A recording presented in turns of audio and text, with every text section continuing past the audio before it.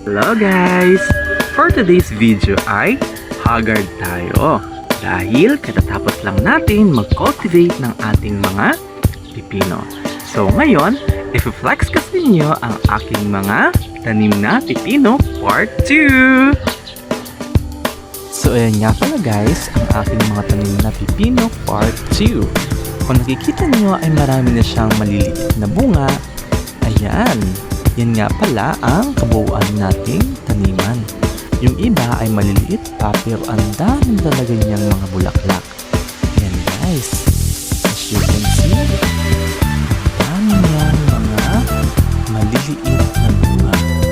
Ang dami niyang maliliit na mga bulaklak at marami pa siyang mapuproduce na bunga dahil sa mga bulaklak na yan. Yan guys, nakikita niyo naman, di ba? Meron pa yan sa likod na mga malalaki ng bunga.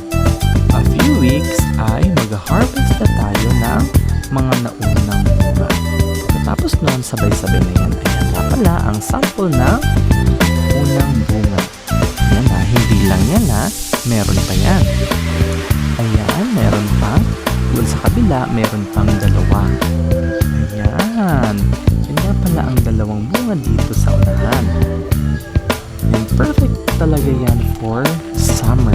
Habol na habol yan guys. Kaya sa mga gustong bumili dyan at magpa-reserve ng pipino, PM na. Bye-bye!